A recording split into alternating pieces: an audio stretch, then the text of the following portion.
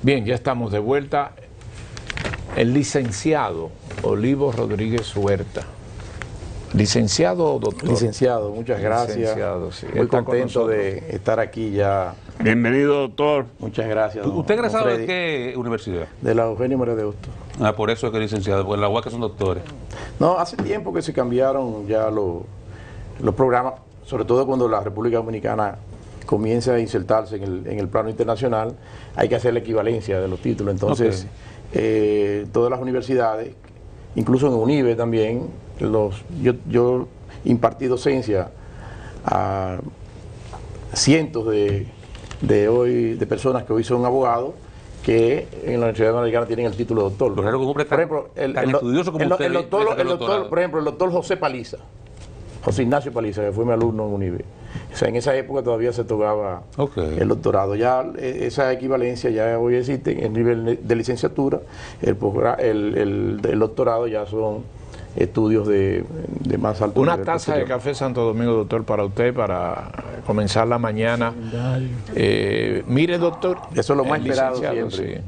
Sí. Como voy para España desde que comience el año, ya tengo preparado varios paquetes de café que espero que me permitan ingresar. ¿Usted se va a pasar el año nuevo para allá? No, el año nuevo no. Después del año nuevo. Ya. El año nuevo lo esperaré en la República Independiente de Punta Cana. Mire, he visto el movimiento alrededor de la ley, el DNI, y la motivación que ha vuelto a presentarse.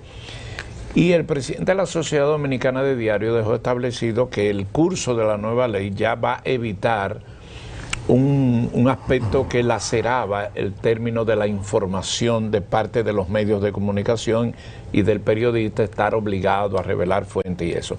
¿Qué conoce usted de este caso? No, como todos ustedes recuerdan, yo formé parte de una comisión que de común acuerdo entre la Sociedad Dominicana de Diarios y la Presidencia de la República se conformó en ocasión de la promulgación y las quejas y cuestionamientos que tuvo la ley original. Siempre he sostenido y mantendré que uno de los puntos luminosos que habrá de ser necesariamente reconocido cuando concluya su gestión el presidente Abinader es que justamente una actividad opaca, una actividad tradicionalmente que tradicionalmente no estaba sometida al derecho, sin embargo, por iniciativa de la Presidencia de la República, el Congreso Nacional llegó a votar una ley que somete a derecho esa actividad, juridifica esa actividad, y creo que es un paso muy trascendente. Por razones de vicios de procedimiento, la ley fue declarada inconstitucional en un momento en que ya, por consenso entre las comisiones designadas por el gobierno y por la Sociedad Dominicana de Diario, se habían identificado aquellos puntos que generaron preocupación de posibles atentados a la Constitución de la República y sobre todo en términos del ejercicio de la libertad de prensa. Esos aspectos quedaron plenamente consensuados, corregidos, de común acuerdo. Tomando en cuenta eso, el presidente de la República acogió esa iniciativa de la Sociedad Dominicana de Diarios que modificaba varios de esos artículos que estaban en esa ley y bueno, tenemos ya más de un año en que se ha quedado con un vacío luego de la declaratoria de inconstitucionalidad. Y una actividad, insisto, tan importante, una actividad que el presidente de la República decidió que se sometiera a derecho. En cierta forma, el presidente mandó una propuesta que desmilitariza, porque la situación que tenía el Departamento Nacional de Inteligencia era que figuraba como una dependencia del Ministerio de Defensa, de las Fuerzas Armadas, y a partir de esta ley ya es una dependencia directa de la Presidencia de la República, porque la actividad de inteligencia juega un rol capital y fundamental. Aunque siempre operaba al servicio del presidente y no de las Fuerzas Armadas. Así es. Entonces corregir una distorsión que en la práctica no acontece. Pero realmente ya esta iniciativa que acaba de aprobar la Cámara de Diputados, yo pienso que el Congreso en este fin de año debe poner el pie en el acelerador, concluir la misma para que se promulgue y que la actividad de inteligencia no quede en el limbo jurídico en que quedó luego de la declaratoria de inconstitucionalidad por vicio de procedimiento de la ley. El tema que preocupaba a la prensa, que era el tema de la revelación de fuentes, quedó solventado. Totalmente, y todos aquellos aspectos que impliquen afectación de derechos fundamentales, quedó literalmente claro observaciones de la Sociedad Dominicana de Diario, la necesidad de que se someta a una previa autorización judicial. Eso quedó clarísimo en el texto. Recuerden que... Disculpe, doctor, licenciado, la Sociedad Dominicana de Diario, que jugó una voz importante en ese proceso de reclamo de que la ley no se ajustaba a la Constitución, ¿está satisfecha con el texto finalmente presentado? Eso, bueno, he leído la declaración y yo que leí el texto que aprobó la Cámara de Diputados, puedo, y como parte de la comisión que fui, puedo dar fe y testimonio de que lo aprobado se ajusta al consenso que se tuvo en el seno de las deliberaciones en el marco de la Sociedad Dominicana de Prensa. No hubo creatividad en el camino. No, que a veces se ponen creativos. Para nada, porque hacen sus aportes geniales. No me luce, o sea, realmente estaba focalizada en un aspecto que, se utilizó esa palabra, generaba ambigüedad, porque decía que todos aquellos aspectos que implicaban limitaciones iban a seguir los procedimientos constitucionales y legales. Y justamente lo que dice la Constitución es que aspectos de limitación de derechos fundamentales en el curso de actividades restrictivas necesitan una autorización, una habilitación. Mire, dígame sobre el caso de Rigoberto Sena, el magistrado que conoció la medida de coerción de Senasa. Bueno, ¿qué le parece a usted sus ponderaciones? Bueno, un poco atípico, ¿no? No es lo tradicional. Un juez, pero no olviden que vivimos en la sociedad del espectáculo y realmente con el espectáculo que sucedió en torno al Palacio de Justicia en el momento en que iba a ser dictada la decisión, bueno, pues se prestaba para ese tipo de emociones. Yo tengo la mejor de las referencias de ese magistrado como una persona muy inteligente, que fue un brillante estudiante, que también obtuvo excelentes calificaciones en el seno de la Escuela de la Judicatura. Se le conoce como un buen juez, pero todos los seres humanos podemos tener en un determinado momento algún tipo de debilidad. Yo espero que ese joven magistrado, que tiene una gran preparación, bueno, pues tome esta experiencia y entienda de que esto no es lo adecuado, porque la justicia siempre debe mantener la sobriedad. Desde el punto de vista... No es que un juez no tenga derecho a expresarse, lo que espero, esa libertad de expresión, o sea, porque la condición de juez no te limita absolutamente en todos tus derechos fundamentales y fundamentalmente en lo que toca a la libertad de expresión, pero sí obliga a tener un especial cuidado cuando de lo que se trate es de hacer referencia a temas que están de una forma u otra sometidas a una decisión de carácter jurisdiccional como la que él estaba apoderada, y entrar, porque parte de esto pasa porque uno de los aspectos que tiene la normativa procesal penal que guía las actuaciones de los jueces, o que norma las actuaciones de los jueces, es que los jueces deben explicar de manera sucinta, de manera clara, sus decisiones. Entonces, pero hay que cuidar las consideraciones. Como tú dices, este proceso tenía una naturaleza, que es la adopción de medidas cautelares o provisionales, donde lo que se toma en cuenta fundamentalmente es, en una etapa tan primaria como en la que está ese caso, son aquellos elementos que puedan venir a perturbar que la investigación iniciada pueda llegar a feliz término. Es decir, todo aquello, a cuestiones que vayan a ser obstaculizadas porque ahí exista peligro de fuga, porque se puedan amedrentar, ejercer presiones sobre testigos, que se puedan ocultar pruebas. Entonces se adoptan estas medidas que restringen transitoriamente la libertad de una persona que está haciendo, contra la cual se está iniciando un proceso penal, porque, insisto, este es un caso que está totalmente en su etapa inicial. Y es tan así, y yo escuchaba tu consideración de, bueno, prácticamente en el artículo con que complementa la perolata que se dice que dio en ocasión de dictado de la sentencia, entra a unas consideraciones que vendrían a ser de fondo, cuando el proceso está comenzando, y está en etapa tan inicial que el juez declaró el caso complejo, ¿no? Y dictó medidas cautelares como prisión preventiva por 18 meses. Entonces, resulta un contrasentido que se exteriorice. No está permitido, a lo mejor verbalmente sí pudo exteriorizarle las razones por las que él consideraba que procedían cada una de las medidas de coerción que él adoptó en relación, o los dos tipos de medidas de coerción que él adoptó en ese caso, pero sin ir más allá. Insisto, en el caso del procedimiento penal, la sentencia del juez, si no está debidamente motivada sobre las bases de lo que conlleva, de lo que él te ha llamado a evaluar estrictamente en esta fase inicial del proceso, ¿puede ser eventualmente esa sentencia un elemento que facilite a la defensa una modificación de esa medida de coerción? Por supuesto, porque para eso que existen los recursos.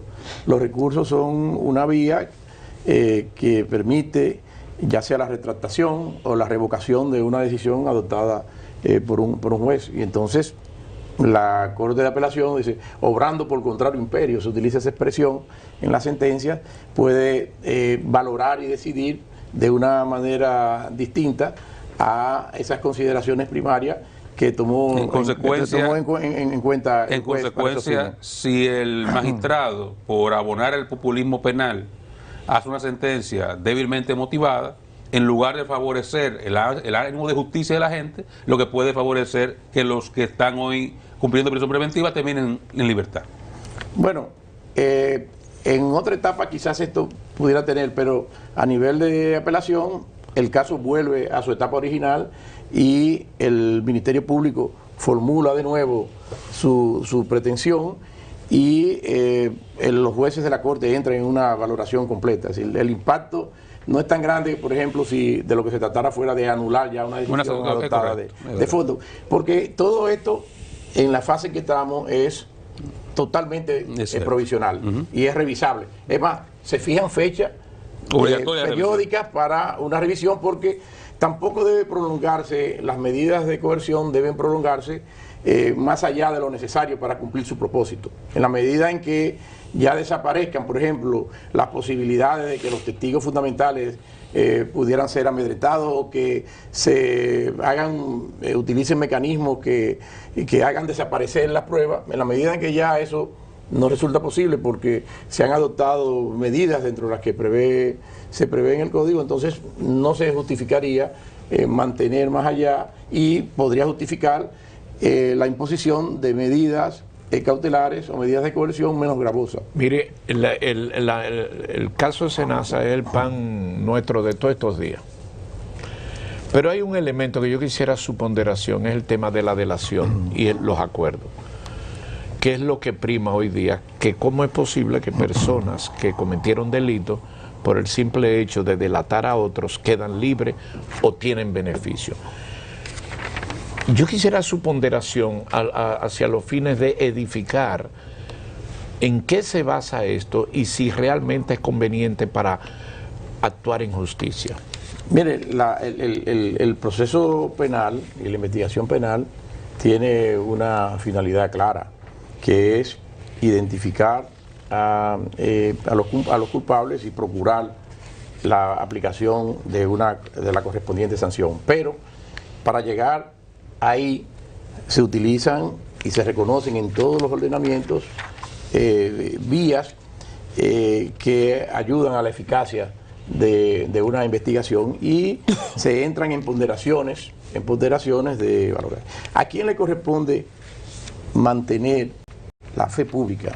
¿Quién es el primer depositario de que exista una fe en las instituciones? Bueno, son los funcionarios públicos. Entonces, cuando se coaligan con, digamos, sujetos del ámbito de la vida privada que no tienen ese especial deber, esa especial obligación respecto del cuidado de los intereses generales, indudablemente que podrán hacerse valoraciones de carácter ético, de carácter moral, pero al fin y al cabo lo que se quiere y lo que se busca es la eficacia de los procesos. Y lo que demuestran en los países donde, por ejemplo, en los Estados Unidos, donde la inmensa mayoría de los casos se resuelven a través de acuerdos negociados entre la Fiscalía y los abogados de la defensa, donde los jueces, en función de determinada gravedad, no están vinculados u obligados, pero la práctica lo que ha confirmado es que en la inmensa mayoría de los casos esa es una forma de hacer ágil y eficaz el proceso penal, porque el sistema lamentablemente no puede dar respuesta a todos los casos, de manera que es un instrumento que es útil, que es válido. Ahora bien, yo observo diferencias en este caso respecto de casos anteriores. Recuerden que aquí en nuestro país, y esa es una verdad que nadie debe ponerse bravo, históricamente aquí no ha habido voluntad de sancionar grandes casos, sobre todo cuando involucra a gente del mundo de la política y de los entornos y del mundo empresarial. Entonces, históricamente eso no había pasado. Aquí prácticamente estamos en una etapa inédita en la historia dominicana, en el que ha habido un mayor margen de libertad desde el Ministerio Público para procesar casos. Históricamente se quedaban esos casos allí y ni siquiera se adoptaban medidas de carácter inicial. Y se observa la diferencia en que en casos anteriores, personas que han hecho de colaboradores, lo llaman colaborador eficaz para el descubrimiento de los casos, a muchos se le daban criterios de oportunidad informales totalmente. En el caso ya de impunidad, en el caso que involucró al exministro de Hacienda, allí se hizo de manera formal el tema del criterio de oportunidad, que está previsto justamente para casos que son complejos, y que son complejos porque hay una gran pluralidad. Eso incluyó devolución de por la dinero. naturaleza. Exacto. Y han habido otros casos en los que la colaboración no necesariamente va a conllevar la ausencia de una sanción de tipo penal, porque lo que ha propuesto el Ministerio Público son, claro, a través de la figura del proceso penal abreviado. Pero se puede que no incluya. Que no incluya. No, perdón. El criterio de oportunidad, el criterio de oportunidad para aplicar a los televidentes no conlleva la aplicación de una sanción. Es decir, tú no en tu récord tú no vas a figurar como un condenado. Se permite eso. O sea, yo puedo devolver como Máximo Montilla 3.000 millones de pesos a mi casa. Bueno, hay unas reglas. No, pues yo sabía para robar. Yo no conozco. No. Es la cantidad que voy a robar. Se supone que en ningún caso, o sea, fíjate tú que esto viene a ser accesorio de. Es para fortalecer un caso donde van a haber condenas. Entonces, lo que quiero. ¿Y el caso de Mancia? ¿Quién metió para el medio de Mancia? No conozco los detalles de ese caso, porque ese caso fue una querella que presentó me parece que las empresas distribuidoras, y eso se quedó en los medios. Que se discutía y no vi qué nivel de instrucción. Ahí no ha habido sometimiento penal. ¿Y esto es regular? Ahí no ha habido sometimiento penal. No quiero entrar en la valoración porque no conozco los detalles. Sería irresponsable de mi parte. Entonces, lo que quiero circunscribirme es a la idea y al... ¿Y el caso de dólar es regular? Que por ejemplo Vimilo... bueno, se utilizó... está dentro del marco... Risotto, me devolvían dinero y para su casa. ¿Eso es regular eso? Eso está dentro del marco que prevé los casos que se son sometidos a que son declarados a la población. Se puede otorgar criterios de oportunidad, pero lo que quería ir era que yo observaba diferencias con el caso que está actualmente.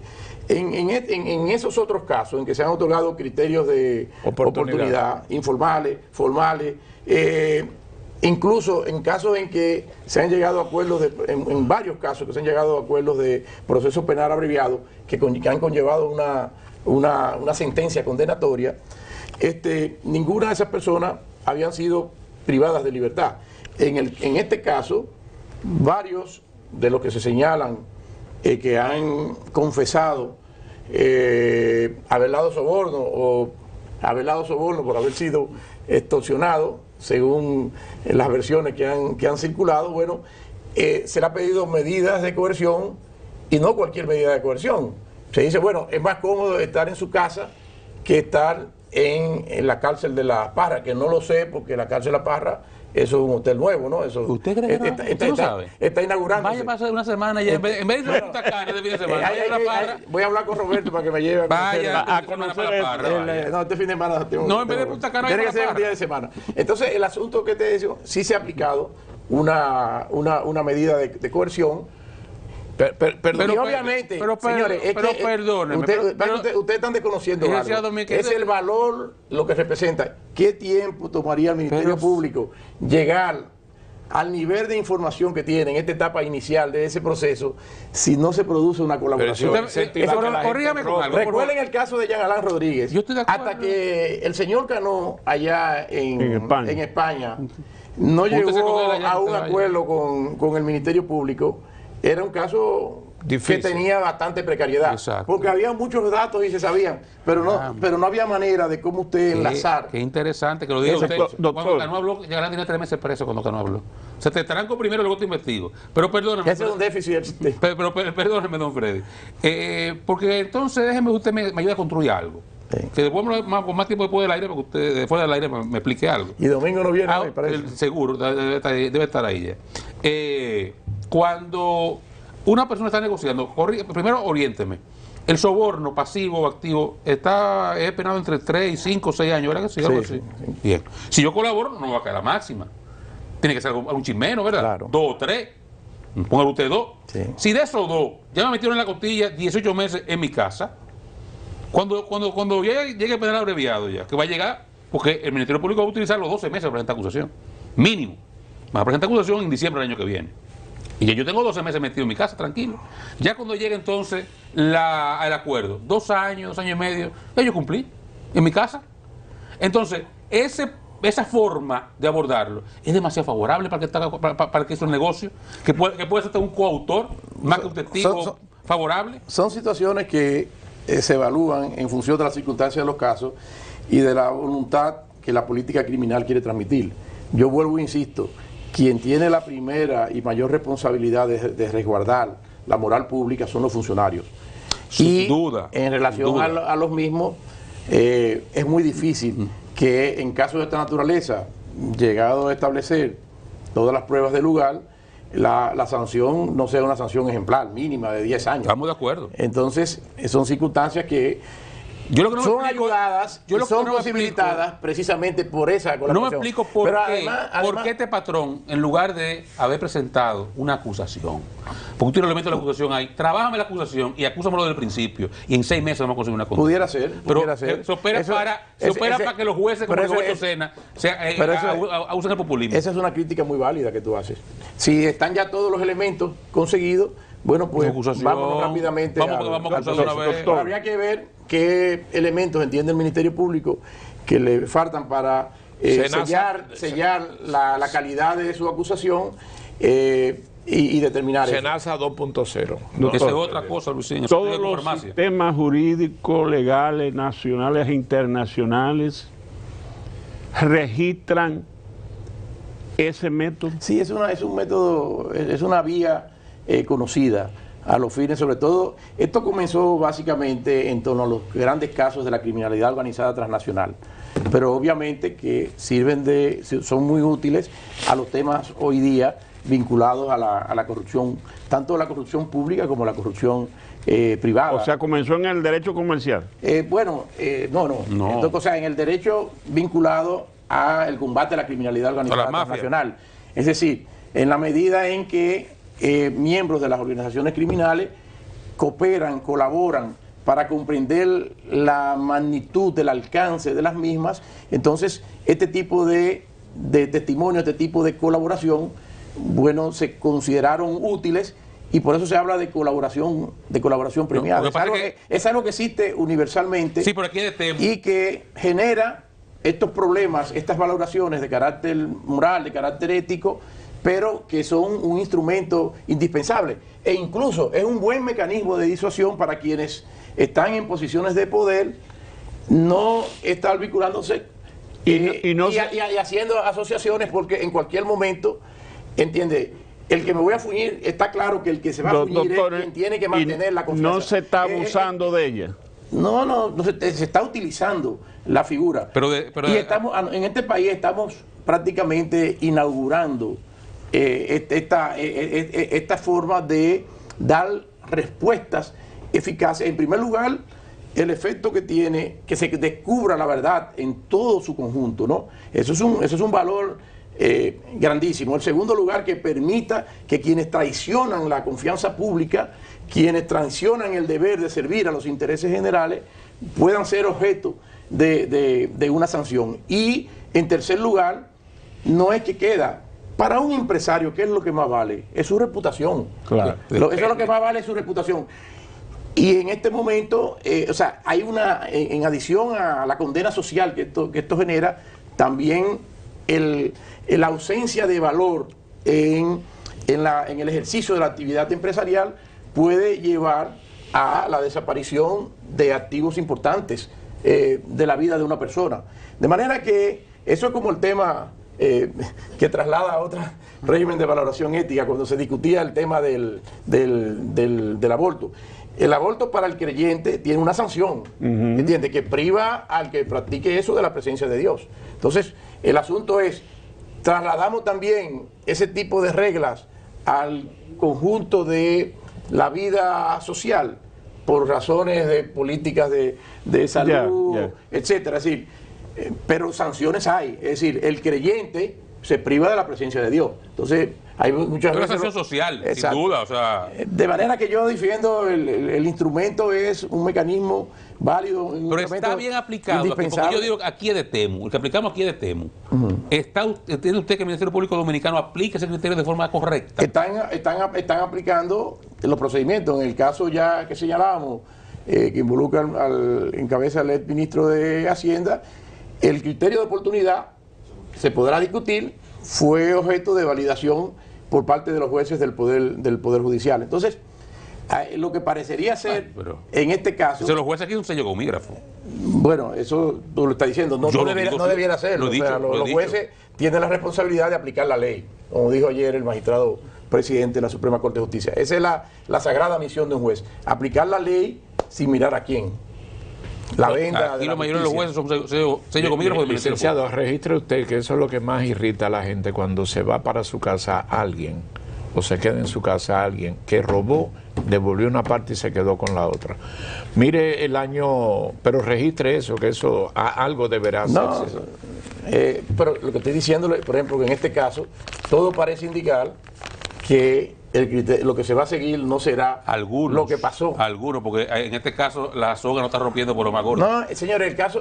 hay una soga gorda que está afuera. Señores, esto está en la primera etapa del proceso penal. Está en apenas iniciando. La segunda será más dura. La etapa preparatoria. La segunda etapa es la acusación. Cuando el Ministerio Público concluya... esa es otra parte de otra investigación. Que el Ministerio Público podrá, ojalá que no, podrá sumarlo a este caso. A eso agregaría más complejidad. No, creo que separado, en la medida, pero podrá hacerlo de manera separada. Separado. En otra lista. Para que no metan 60 gente en un expediente. Feliz año nuevo. Y yo le deseo lo mejor. Creo que ya a partir de ahora el país merece entrar en una etapa de sosiego, de esperanza. Creo que las dificultades podremos superarlas.